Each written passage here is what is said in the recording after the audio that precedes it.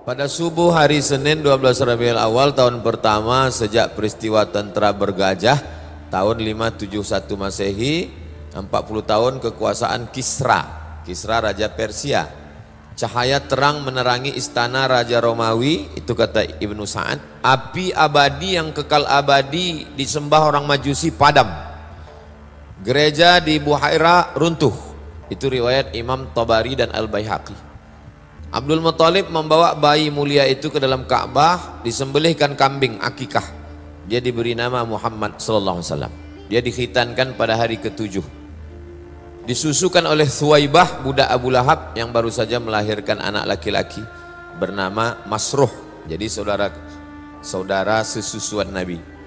Thuwaibah menyusukan juga yang lain Hamzah, makanya Hamzah bin Abdul Thalib itu paman Nabi juga saudara sesusuan yang meninggal dibunuh oleh Wahsy waktu perang Uhud. Setelah itu dia menyusukan Abu Salamah bin Abdul Asad Al-Makhzumi. Umur 4 tahun dada Nabi SAW dibedah. Peristiwa ini terjadi di Bani Sa'ad waktu dia disusukan oleh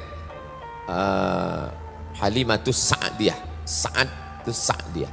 Jibril datang kepada Rasulullah waktu dia sedang main sama anak-anak, lalu Jibril menariknya, membuatnya pingsan, dibelah dadanya, kemudian mengeluarkan jantungnya, dikeluarkan segumpal darah. Jibril berkata, ini bagian dari setan. Kemudian Jibril mencucinya dengan bejana emas, dengan air zam-zam, mengumpulkannya kembali dan mengembalikannya ke tempatnya. Lalu anak-anak kecil itu datang ke ibu susu mereka. Kata mereka, Muhammad sudah dibunuh. Jadi anak-anak itu melihat. Mereka datang menemui Nabi dalam keadaan pucat. Anas berkata, yang meriwayatkan Anas bin Malik, apa kata dia? Ara athara dhalikal mikhyat. Saya melihat bekas jahitan di dada Nabi. Anas bin Malik yang meriwayatkan hadis ini pernah melihat dengan matanya bekas jahitan itu di dada Nabi. Jadi itu bukan kiasan, memang betul-betul dibedah dada Nabi. Hadisnya sahih. Jangan cepat betul dia. Hadis Sahih Muslim. Terus 6. Umur 6 tahun Halimah merasa khawatir, maka dikembalikannya lah Nabi ini kepada Aminah, Sayyidatuna Aminah. Lalu kemudian dibawalah Nabi untuk ziarah ke makam Abdullah di Yathrib. Walamma tamma min hamlihi syahrani ala ashhuril mashhuril aqwalil marwiyah tufiya bil madinatil munawwarati abuhu Abdullah. Itulah dia, meninggal. Lalu dibawalah ke sana. Maksud hati untuk mengenalkan ke almarhum ayah. Inilah kubur ayah engkau. Begitu balik dari sana, meninggal pula Sayyidatuna Aminah di Abwa. Bisa antum bayangkan. Maksud hati mau mengenalkan anak ke almarhum ayah, pulang, waktu pergi ayah tak ada. Begitu balik ayah tak ada, mak tak ada. Umur 8 tahun Abdul Muthalib membentangkan karpet di samping Ka'bah. Anak-anak Abdul Muthalib tak ada yang berani duduk di ambal itu. Nabi Muhammad duduk. Tak seorang pun anak, Nabi Muhammad duduk situ. Lalu kemudian anak-anak Abdul Muthalib yang lain melarang, jangan Muhammad jangan duduk situ. Kata Abdul Muthalib, biarkan dia. Kenapa? Ayahnya sudah meninggal dunia. Demi Allah dia akan memiliki kedudukan yang tinggi. Jadi Abdul Muthalib sudah ada firasat bahwa cucunya ini nanti orang hebat. Kemudian dia duduk bersamanya, diusapnya pundak cucunya itu. Senang dia menengok Nabi Muhammad SAW. Umur 12 tahun dibawa. Ayah meninggal, emak meninggal, paman meninggal, atuk meninggal. Sekarang dibesarkan oleh paman. Paman ini susah pula. Abu Thalib di antara adik-beradik yang 10, dia yang paling susah, anaknya banyak. Dibawalah berdagang. Panas, bernaung di atap tempat Bahira. Bahira ini pendeta. Keluar Bahira. Bahira seumur hidup tak pernah keluar. Pakaiannya dicucikan, makanannya diantar. Hari itu dia keluar. Kata dia, hadza sayyidul alamin. Ini anak kecil yang kau bawa ini, inilah pemimpin semesta alam. Dia ini utusan Allah, rahmatan lil alamin. Abu Thalib terkejut, dari mana kau tahu? Kata Bahira, waktu kalian tadi naik ke atas bukit, semua batu dan pokok kayu itu bersujud kepada anak ini. Mereka sujud hanya kepada Nabi. Batu, pokok kayu tak bersujud, hanya bersujud kepada Nabi. Aku mengetahuinya dari stempel kenabian. Ku tengok di pundaknya, ku tengok batu bersujud, pokok kayu bersujud, ku tengok pundaknya ada stempelnya di belakang. Seperti buah apel. Kami menemukannya dalam kitab suci kami.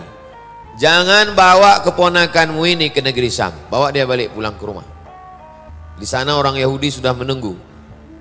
Mereka hanya mau Nabi terakhir itu keturunan dari puak Yakub. Kalau dah lahir dari yang lain, mereka akan bunuh. Bawa balik. Maka Abu Talib membawanya pulang. Umur 12 tahun. Terus, umur 20 tahun. Terjadilah perang antara Kinanah dengan Quraisy di pasar Ukas. Penyebabnya gara-gara seorang suku Kinanah membunuh 3 orang Quraisy. Disebut dengan Harbul Fijar. Waktu itu mereka melanggar larangan perang di bulan Muharram. Nabi SAW ikut perang tersebut dan tugas dia menyiapkan anak panah untuk paman-pamannya. Paman dia dari golongan Quraisy melawan Bani Kinanah. Dia menyiapkan anak-anak panah. Umur 20 tahun. Kerja dia mengembalakan kambing Bani Sa'ad. Berdagang bersama Sa'ib bin Abi Sa'ib Al-Makhzumi. Barang-barang itu dibawa. Dia membawakan barang orang Makkah Al-Mukarramah. Mandiri dia. Ayah tak ada, mak tak ada, atuk tak ada, tinggal sama paman. Makannya dari mengembala kambing dan membawa barang dagangan. Umur 25 tahun. Seorang perempuan kaya, bangsawan bernama Khadijah binti Khuwailid. Banyak pedagang membawa barang dagangannya, sistem bagi hasil. Tapi tak yang macam ini laku sekali. Lalu kemudian Nabi SAW membawa barang dagangan Khadijah ke negeri Syam. Nabi SAW bawa barang tersebut bersama seorang laki-laki namanya Maisarah. Maisarah ini budak dari Khadijah. Khadijah heran, kenapa barang-barang yang ini laku? Kata Maisarah, memang lain nih ya yang menjual ini. Lalu Maisarah pun menunjukkan itulah orangnya Sayyidina Maulana Muhammad SAW.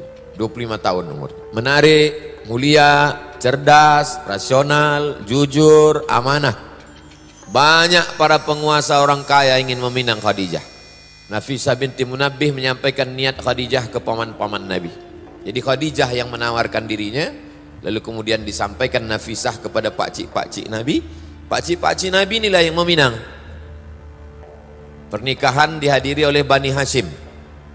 Muhammad SAW, anak Abdullah, anak Abdul Muttalib, anak Hashim. Anak cucu cicit Hashim ini yang melaksanakan pernikahan. Maharnya 20 ekor unta. Jadi kalau 30 juta kali 20 ekor, 600 juta. Nabi SAW monogami, maksudnya istrinya satu saja bersama Khadijah. Lahirlah anak-anak Al-Qasim, Zainab, Ruqayyah, Ummu Kulthum, Fatimah, Abdullah, Tayyib dan Tahir. Semua meninggal ketika Nabi masih hidup. Satu-satunya yang meninggal sesudah Nabi 6 bulan, itulah dia Sayyidatuna Fatimah Zahra radhiyallahu anha wa ardhaha. Terus umur 35 tahun terjadi renovasi Ka'bah. Komplik 4 hari. Siapa yang meletakkan Hajar Aswad? Berperang mereka, siapa yang layak meletakkan Hajar Aswad? Abu Umayyah bin Mughirah Al-Makhzumi punya ide. Siapa yang pertama kali besok masuk ke Masjid Haram, dialah kita suruh meletakkan Hajar Aswad nih, daripada kita berkelahi. Besok pagi mereka intai siapa yang masuk. Yang masuk pertama kali adalah Sayyidina Muhammad sallallahu alaihi wasallam. Maka mereka mintalah dia, mereka bentang selendang panjang, mereka letakkan Hajar Aswad itu di tengah. Mereka minta dia meletakkan, tapi dia tidak petantang-petenteng. Dimintanya kain selendang panjang, maka kepala-kepala suku memegang ujung selendang itu, dan akhirnya Nabi meletakkan. Dia ingin orang-orang itu juga, dia tahu orang ini pembesar-pembesar, ingin namanya besar juga. Maka dimintanya orang itu. Begitulah bijaksananya Nabi Muhammad sallallahu alaihi wasallam. Terus jadi fase kehidupan Nabi itu lahir 40 tahun, dapat wahyu, 3 tahun dakwah rahasia, habis itu hijrah, 13 tahun di Madinah, di Makkah, habis itu 10 tahun di Makkah. Itu singkat. Terus umur 38, 39, 40 dia bertahanus di Jabal Nur. Umur 38 dia naik, tak ada kejadian. Umur 39 naik lagi, tak ada kejadian. Umur 40 barulah ada kejadian. Datang makhluk yang begitu besar, memeluk dia, lalu kemudian menyuruhnya membaca. Akhirnya dia bacakan, Iqra bismi rabbikal ladzi khalaq, khalaqal insana min 'alaq, Iqra wa rabbukal akramul ladzi 'allama bil qalam, 'allamal insana ma lam ya'lam. Menggigil dia kedinginan turun, diselimuti oleh Khadijah. Maka Allah memanggil dia, ya ayyuhal muddaththir, wahai engkau yang berselimut. Khadijah lah yang membawa dia menemui Waraqah. Kata Waraqah bin Naufal, sesuai dengan kitab yang kubaca, yang datang kepada dia ini adalah Namus, malaikat Jibril yang dulu pernah datang kepada Musa, yang pernah datang kepada Isa, sekarang datang kepada dia.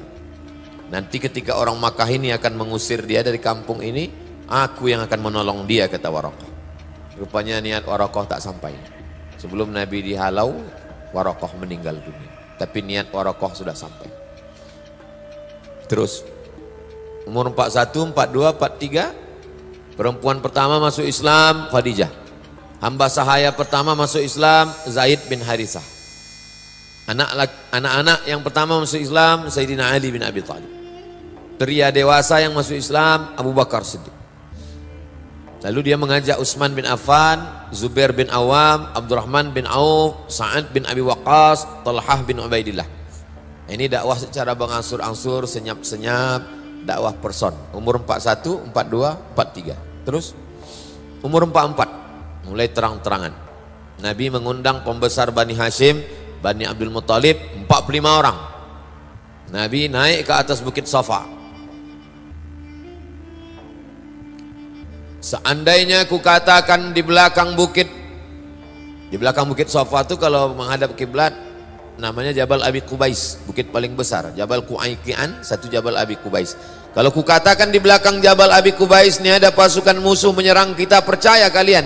Kata orang Makkah, percaya kami ya Muhammad. Engkau kami gelar dari kecil Al-Amin, kau jujur tak pernah bohong. Kalau ku katakan aku dapat wahyu, kalian percaya? Disitulah mereka mengamuk. Alihadza jama'tana. Untuk ini rupanya kau kumpulkan kami. Tabbat laka. Turun ayat tabbat syada abi lahabin wa tab. Nabi SAW lanjut. Umur 44 sampai 53. Jamaah haji dihadang untuk mendengar dakwah Nabi.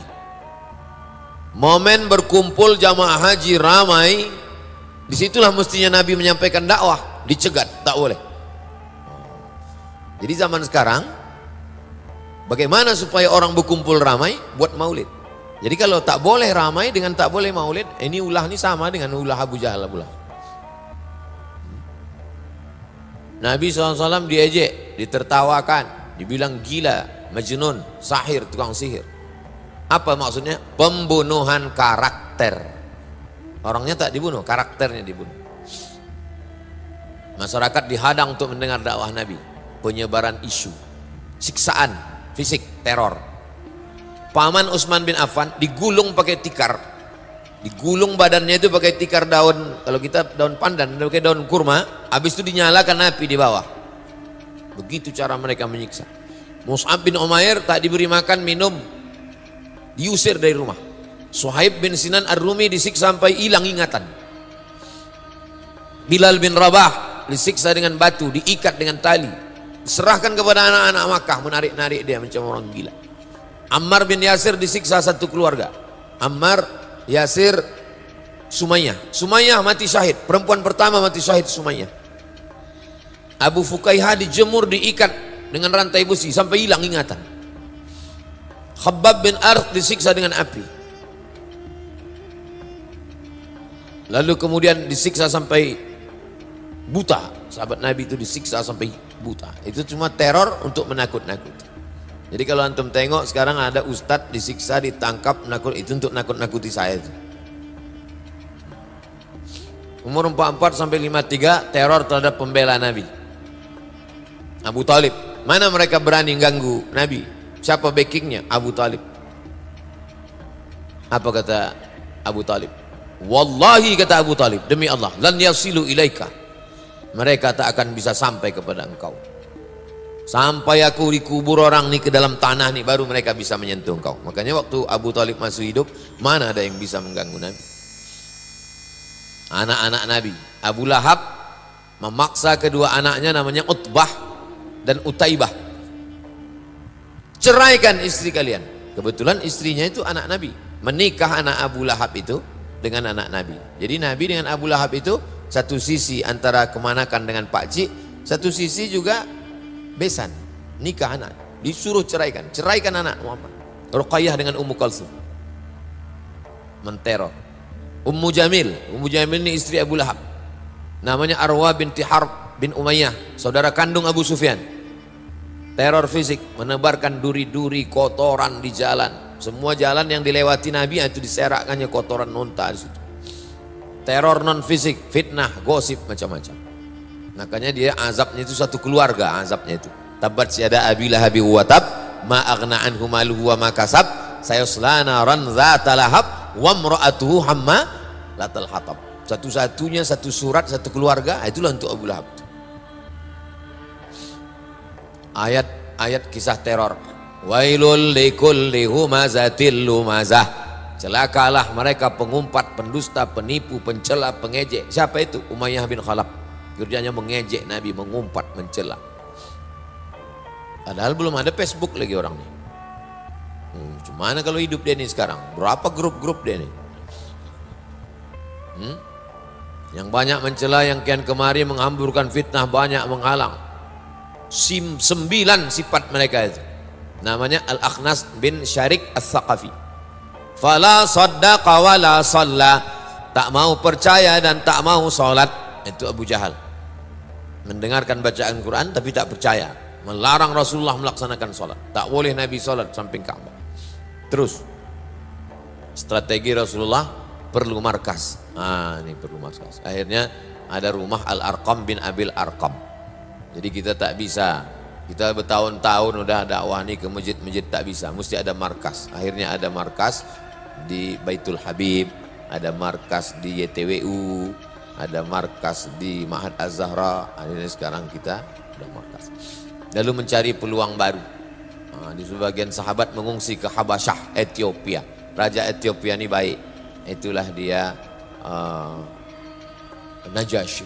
Terus 45 hijrah ke Habasyah, bulan Rajab tahun ke-5, 12 orang laki-laki, 4 perempuan. Ketuanya Utsman bin Affan dan istrinya Ruqayyah, anak Nabi.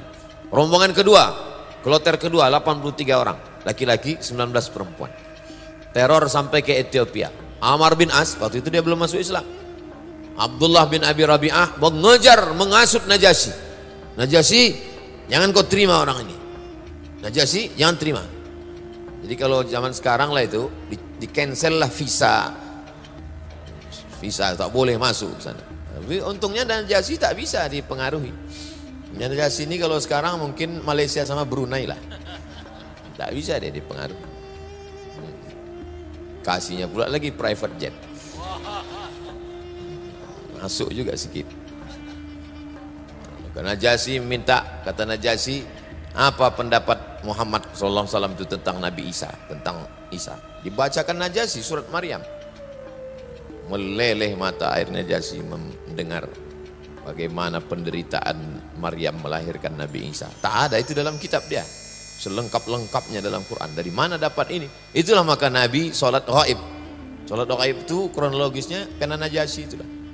Sholat ghaib itu adalah untuk Najasyi. Begitu respon Nabi kepada Najasyi. Terus 46 ini nampak ada secercah cahaya, mulai nampak cahaya.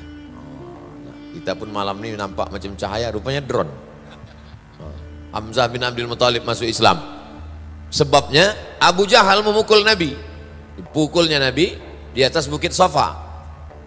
Berdarah Nabi dipukul oleh Abu Jahal. Hamzah dia singa Allah, Asadullah. Keponakan kita dipukul, maka dia merasa terhina. Dia datang menemui Abu Jahal, dipukulnya pula. Abu Jahal pakai busur panah. Jadi antum kalau ada dipukul orang, pukul pula dia. Jangan kita diam. Cahaya semakin terang, bulan Zulhijjah tahun ke-6 masuk Islam satu lagi. Ini paling hebat, Umar bin Khattab. Sebelum Umar bin Khattab masuk Islam, mana ada orang berani baca Quran kuat-kuat? Setelah Umar bin Khattab, kenapa orang takut? Umar bin Khattab pemenang lomba gulat pasar Ukas, juara bertahan. Jadi besok antum cari di Ramayana yang tegap-tegap, yang tukang parkir. Mohon maaf ya, nanti disomasi pula sama empat.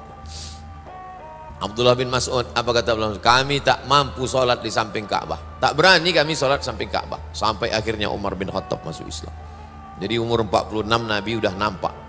Titik-titik kemenangan itu nampak di usia 46. Macam umur saya ini lah, saya 46 sekarang. Tawaran damai. Rupanya kalau kita udah mulai kuat, datang orang ingin mengajak berdamai. Al-Aswad bin Abdul Muttalib sama Aswad bin Abdul Uzza, Al-Walid bin Mughirah, Umayyah bin Khalaf, As bin Wa'il mulai mengajak berdamai. Kalau sebelumnya kan menyiksa, menteror, ngejek, sekarang tak berani lagi. Mulai ngajak berdamai. Kira-kira kalau kita ganti-gantian ibadah gimana? Sebulan kami sembah Allah, sebulan nanti kau sembah pula Lata, Uzza, Manat, Hubal, Jibti, Tawud. Mulai berdamai. Ini kan udah dekat-dekat Pileg ini, gimana kalau kita berdamai ya gitu. Itu maka dikunci gerbang depan tuh. Mana bisa berdamai? Yang tak ada janji, tak ada nama, sampai mati tak terbuka. Terus. Umur 47, karena berdamai tak mempan, diembargo mereka. Bani Hasim, Bani Abdul Muttalib diembargo, tak boleh menikahi mereka. Muhammad SAW, anak Abdul Muttalib, anak Hasim, anak Abdi Manaf. Hasim dengan Abdi Manaf, atuknya, unyangnya ini, kelompok keluarga ini, tak boleh menikah dengan mereka, tak boleh jual beli, tak boleh duduk-duduk pun tak boleh, kongko-kongko pun tak boleh. Tak boleh interaksi sosial, tak boleh masuk ke rumah mereka bertamu, tak boleh bicara dengan mereka. Sampai mereka menyerahkan Nabi Muhammad. Selama kalian tak menyerahkan Muhammad SAW, kalian kena embargo. Ditulis oleh, nama penulisnya itu Baqid bin Amir bin Hashim. Rasulullah mendoakannya supaya, ya Allah lumpuhkan dia, kata Nabi. Lumpuh dia betul-betul. Jadi kalau ada yang menghalang-halangi maulid ini, antum doakan biar lumpuh dia. Tak salah itu buktinya. Tak mempan orangnya lumpuh, channelnya lumpuh. Di masa sulit ini Abu Talib khawatir mereka membunuh Rasulullah. Dia memerintahkan Rasulullah agar tidur di tempat tidurnya. Allah. Apa kata Abu Talib? Aku takut kau dibunuh mereka, tidur engkau di tempat tidurku, wahai Abu Talib. Dia diperintahkan anak-anaknya mengawal. Anak-anakku mengawal kau semua, wahai Rasulullah SAW. Terus. Umur 50, kertas embargo tersobek. Hisham bin Amr dari Bani Amir bin Lu'ay, ibunya bernama Atikah bin Abdul Muttalib. Jadi anak bibi Nabi. Jadi keluarga inilah kata orang Melayu, tak putus air di cincang. Siapa yang membela Nabi? Hamzah. Siapa yang membela Nabi? Anak Atikah, anak makcik Nabi. Keluarga yang membela. Lobi-lobi kafir musyrik kepada Abu Talib. Terus Amul Huzn, di saat Nabi perlu berpegang kepada dua dahan, disitulah dua-duanya patah. Kedua tempat berpegang itu patah, Abu Talib dan Khadijah. Khadijah meninggal, Abu Talib pun meninggal. Terus Nabi menikah dengan Saudah binti Zam'ah, suaminya namanya Sakran bin Imran, wafat di Habasyah, Rasulullah menikahinya. Terus sedih di atas sedih, berdakwah ke Taif. Nama sukunya Saqib, dihalau mereka Nabi, diusir mereka Nabi. Tak ada tola'al badru alaina, tak ada marhaban ya nurul aini. Apa kata malaikat Jibril? Kalau sampai menetes darah kaki kau itu ke tanah, kuratakan mereka ini semua, wahai Muhammad SAW. Tapi Nabi di tengah kakinya berdarah itu, disapunya kakinya itu. Kalau saya lah begitu ditawarkan malaikat, kalau sampai kakimu berdarah itu menetes, hai Abdul Somad, kuratakan musuhmu ini. Saya pijak-pijakkan kaki itu ke tanah, biar rata mereka semua. Begitulah Nabi SAW. Terus nama-nama suku yang menolak: Bani Amir bin Sa'sa'ah, Muharib bin Kasfah, Fazarah, Ghassan, Murrah, Hanifah, Sulaim, Abs, Al-Bakka, Kandah, Al-Harib bin Ka'ab, Azrah, Al-Hadarimah. Terus ada pelipur lara. Hidup tuh bergelombang, diejek orang, ada yang masuk Islam, diembargo orang, ada dibuka pertolongan, ada saja. Begitu kehidupan itu. Jangan pernah putus asa. diperjalankan Nabi. Subhanalladzi asra bi'abdihi lailan minal masjidil haram ilal masjidil aqsa alladzi barakna haula linuriyahu min ayatina innahu huwas samiul basir. Itu Isra'nya. Yang Mi'rajnya wa huwa bil ufuqil a'la thumma dana fatadalla. Isra dan Mi'raj. Terus beberapa orang menerima dakwah. Datanglah mereka dari luar Makkah. Datanglah Suwaid bin Samit, Iyas bin Mu'az, Abu Zar al-Ghifari, Tufail bin Amr ad-Dawsi, Dimat al-Azdi. Datang mereka menjumpai Nabi, masuk Islam. Terus umur 51 fajar baru datang dari Yasrib. Musim haji tahun ke-11 kenabian. Datanglah mereka masuk Islam. As'ad bin Zarara, Auf bin Haris, Rafi' bin Malik, Qutbah bin Amir, lalu kemudian Uqbah bin Amir, Jabir bin Abdullah. Bulan Syawal tahun ke-11 Rasulullah menikahi Sayyidatuna Aisyah, menetap bersama pada bulan Syawal tahun pertama hijrah. Terus umur 52 bai'an Aqabah. Jadi kalau ada di antara kita umur 52 merasa udah tua betul, Nabi justru umur 52 itu adalah awal dari perjuangan. Makanya kalau ada orang nanya antum, umur berapa Pak? 25 bilang. Ya, 52. Umur itu kan bukan masalah angka, dia masalah rasa. Musim haji tahun ke-12, 12 orang, 5 orang dari yang hadir tahun lalu datang lagi, ditambah 7 orang. Itu dia orang-orangnya. Rasulullah mengutus Mus'ab bin Umair ke Madinah. Jadi strategi Nabi itu bukan ujuk-ujuk kata orang Jawa tiba-tiba datang ke Madinah. Enggak, persiapannya dari umur 52, 53 baru sampai ke Madinah. Terus umur 53 bai'at Aqabah kedua, musim haji tahun ketiga, jumlah 13, tahun peserta yang bai'at Nabi makin ramai. 73 orang laki-laki, 2 perempuan. Namanya Nusaibah. Itulah dia Nusaibah yang tempat markasnya Kiai Idrus Ramli, Nusaibah dengan Asma binti Amr. Terus pengangkatan para penanggung jawab.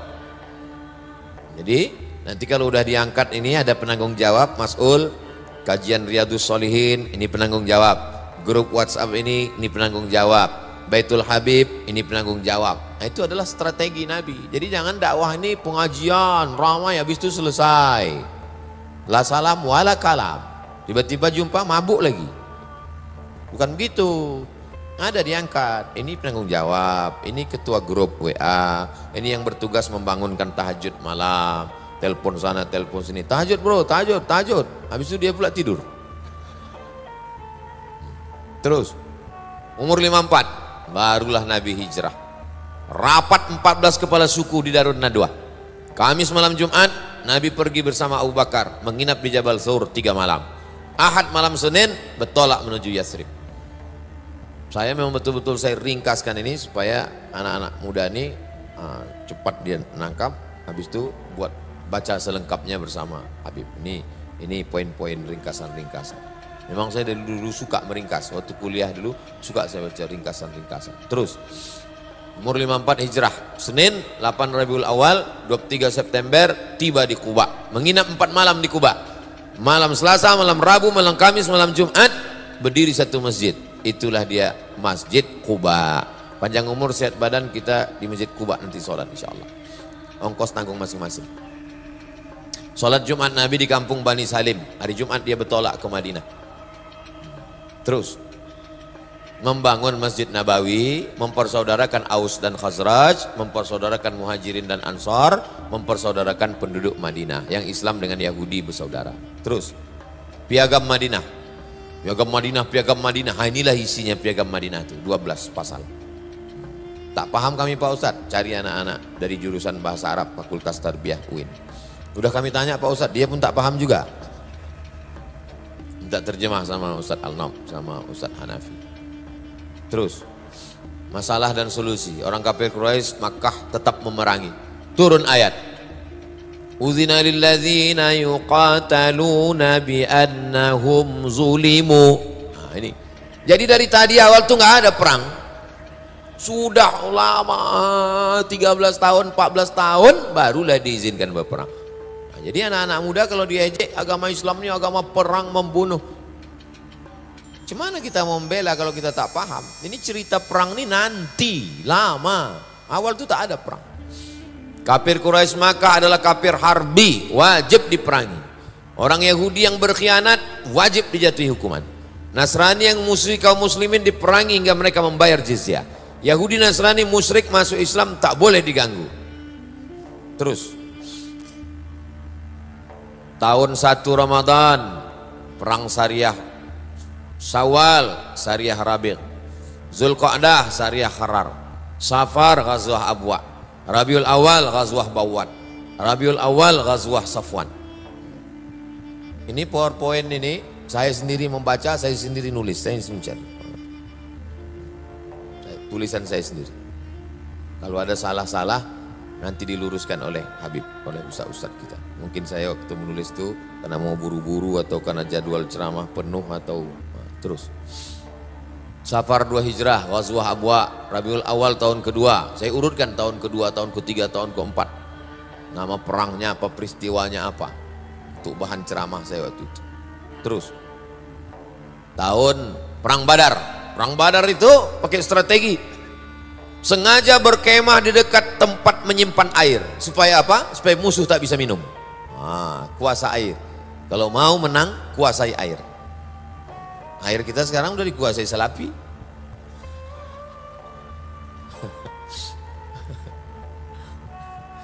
Awak mau lihat minum air Iko enggak. Iko Al-Ma'mur dari Payakumbuh kau. Keluar dari kemah di awal waktu, awal tema, kuasai tempat lokasi perang. Menangkap interogasi musuh. Nabi itu cerdas. Tangkap, tukang masak tangkap. Berapa ekor onta kalian potong?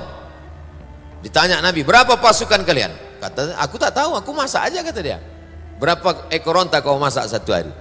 Dia bilang antara 9 sampai 10. Apa kata Nabi? Berarti jumlah pasukannya 1000 orang. Dari jumlah makanannya tahu Nabi berapa. Berdoa dari Isya Nabi berdoa sampai subuh, sampai jatuh sorbannya dinaikkan Abu Bakar Siddiq. Jadi jangan bayangkan menghadapi musuh itu bismillahirrahmanirrahim Allah la haula. Ini kan banyak ini mancing-mancing saya di grup-grup dia apa dikirim. Ustaz, teriakkan kita bebaskan Rempang. Iya, kalau aku tertangkap kau lari. Manas-manasi aja orang. Tadi ada di WA. Ustaz, kemana arah kita? Kasih arah katanya. Kepala kau. Setelah berstrategi baru datang pertolongan Allah. Dikirim Allah malaikat. Diturunkan hujan. Abu Jahal mati. Mati Abu Jahal. Perang Badar. Itu mati Abu Jahal. Terus. Bulan Syawal tahun kedua. Bani Qainuqa Yahudi berkhianat. Diusir Bani Qainuqa. Jadi Nabi pernah bertetangga sama Yahudi 2 tahun. Habis itu mereka berkhianat. Diusir. Bukan Nabi datang ke Madinah bawa pedang. Yahudi-Yahudi potong kepalanya. Tidak begitu ceritanya. Sempat bertetangga 2 tahun. Berkhianat orang itu. Baru dia dihukum. Terus tahun ketiga, ini 10 tahun lagi nih, sabar ini. Diam nih. Tahun ketiga menikah dengan Hafsah. Puncak daripada hubungan persaudaraan berakhir dengan pernikahan. Bagaimana hubungan dengan Abu Bakar? Menikah dengan anaknya. Bagaimana hubungan dengan Umar? Menikah dengan anaknya. Bagaimana dengan Utsman? Menjadi menantu. Bagaimana dengan Ali? Menjadi menantu. Antum kalau dekat berakhir dengan pernikahan. Pak, sesuai dengan ceramah Ustaz Somad kemarin, saya ingin mengakhiri hubungan kita ini. Dengan apa? Dengan pernikahan. Ini sebenarnya untuk meloloskan kalian yang tak laku-laku ini. Tahun ketiga Hijrah, perang Uhud. Itu dia. Perang Uhud kaum muslimin mengalami kekalahan. Itu dia lokasi perang itu. Itu yang Jabal Uhud, itulah Uhud tuh yang panah 4 itu Jabal Uhud. Lalu kemudian tempat pasukan pemanah itu yang ada tulisan Jabal Rumat, itu Jabal Rumat. Dir, itu Dir. Jabal Rumat, kanan itu Dir. Nah, itu Jabal Rumat. Disitulah pasukan pemanah itu. Kata Nabi, nanti kalau aku turun di atas Jabal Rumat itu Dir, Jaisul Muslimin. Di situ kaum muslimin, bukan bawah sedikit. Itu. Jangan nampakkan kali tak bisa baca dia. Itu di situ jawab. Di situ jawab muslim. Awak udah bela-bela dia dari tadi. Dia pula salah tunjuk terus. Di situ letak kaum muslimin. Kata Nabi, nanti kalau kaum muslimin ini menang di bawah, kalian yang memanah di atas jangan turun.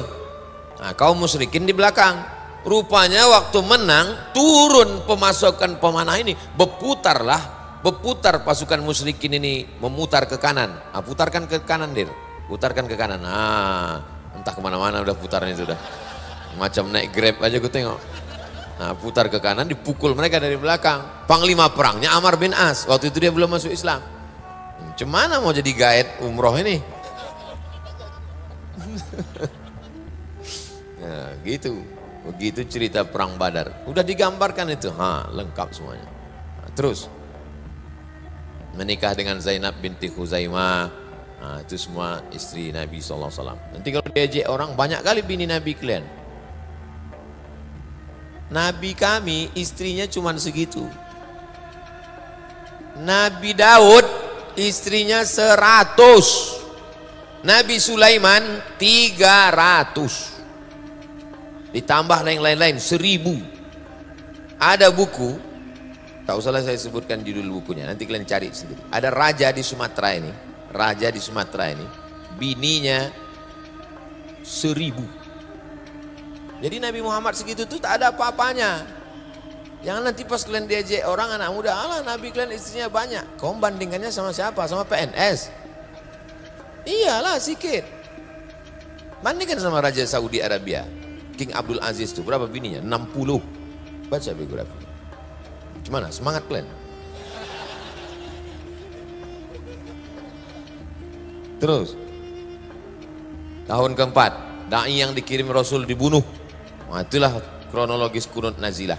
Allahumma la'an Bani Ra'il, Allahumma la'an Zakwan, Allahumma la'an Husayyah, kata Nabi SAW. Summa tarakahu. Setelah sebulan baca kunut itu ditinggalkannya.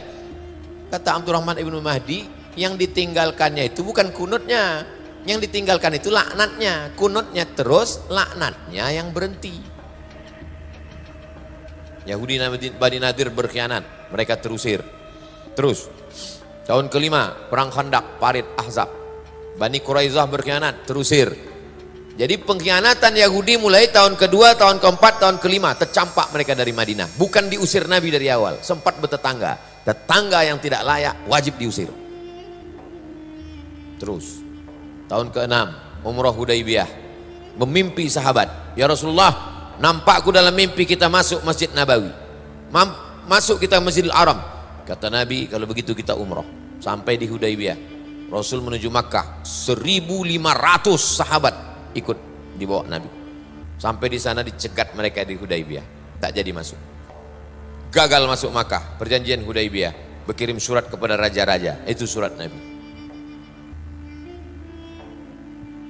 Surat Nabi SAW kepada Raja Heraklius, kepada Raja Kisra, kepada Raja Mukaukis. Terus tahun ke-7 Amr bin As dan Khalid bin Walid masuk Islam. Perang Khaybar, Yahudi Khaybar terusir. Berapa kali Yahudi terusir? 4 kali. Tahun kedua, tahun keempat, tahun ke-6, tahun ke-7. Nadir, Quraizah, Qainuqa, Khaybar. 91 orang mati syahid. Nabi menikahi Sofiyah. Ada istri Nabi itu yang orang Yahudi, Sofiyah. Nabi diracun di Khaybar. Nama yang meracunnya itu namanya Zainab bintil Haris, istri Salam bin Mishkam.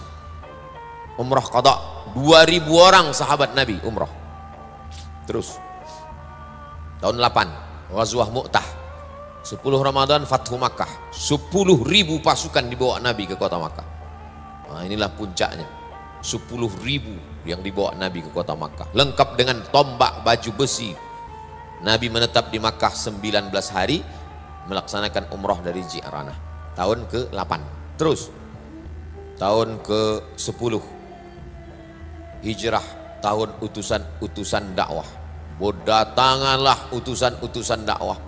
Mereka semuanya masuk Islam. Idza jaa nasrullahi wal fath wa ra'aitan nasa yadkhuluna fi dinillahi afwaja. Rupanya kalau kita udah menang, maka semua orang berbondong-bondong masuk Islam. Kalau udah menang, semua mengaku kawan dan saudara.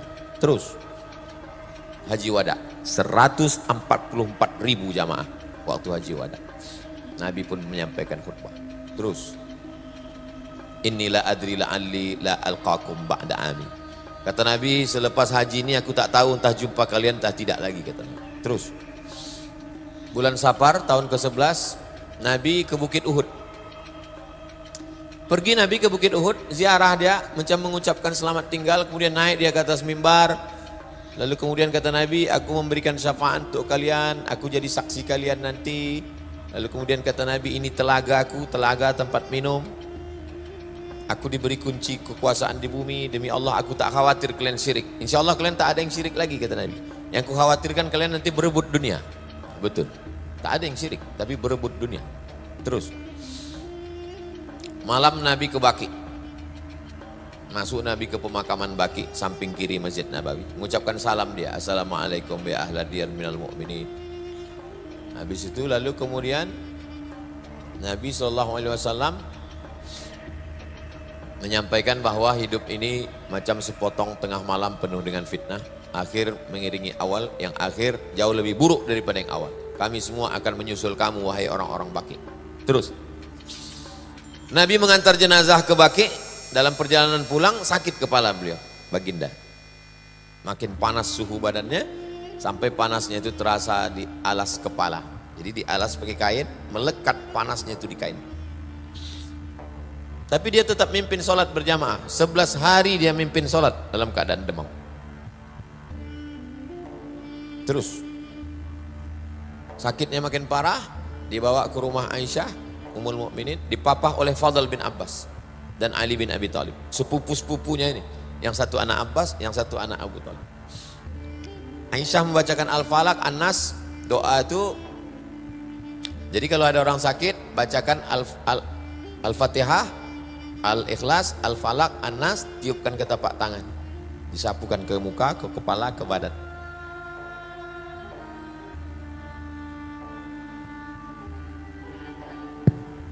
Syukur.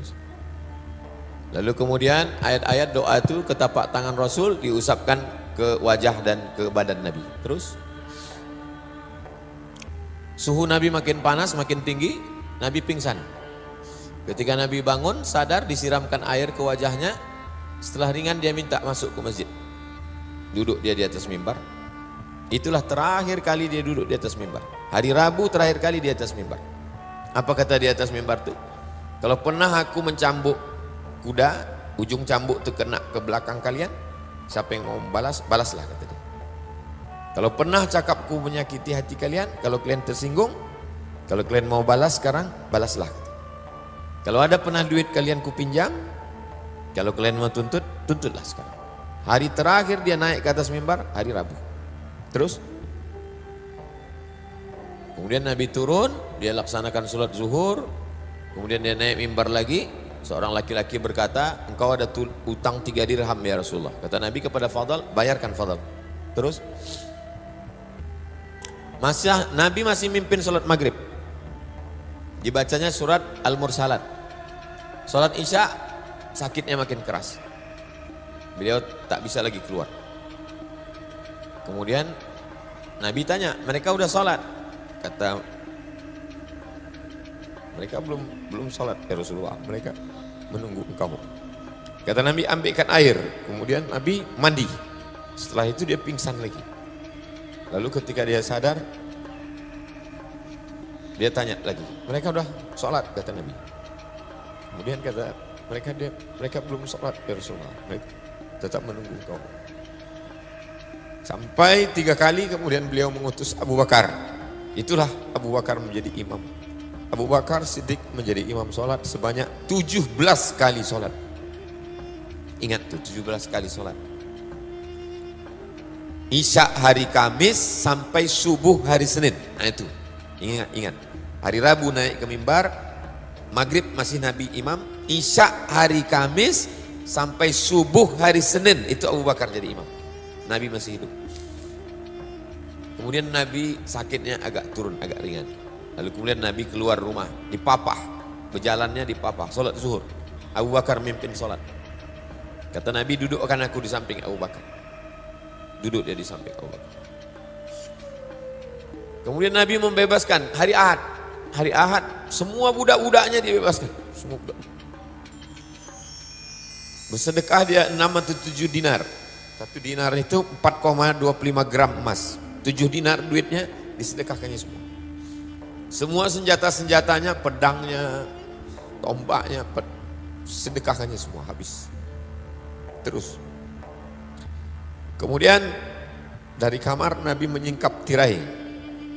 Tirai kamar Nabi itu terus langsung ke Masjid Nabawi. Karena dinding kamarnya itu terus ke dinding Taman Raudhah. Nabi membuka tirai. Sahabat tegak menunggu dia mau sholat. Waktu dibukanya tirai itu senyum dia.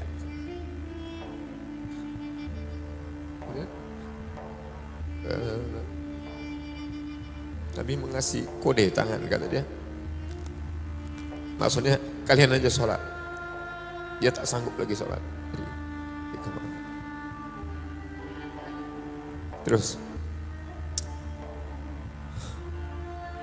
Rasulullah kemudian memanggil Fatimah. Dia berbisik ke telinga Fatimah. Lalu kemudian Fatimah tersenyum. Kemudian kata Nabi, nanti kalau aku meninggal, kau yang paling dulu nanti akan menemani aku. 6 bulan setelah Nabi, betul Fatimah meninggal. Kau kata Nabi, Sayyidatu nisa'i ahli jannah. Kau pemimpin penghuni surga. Terus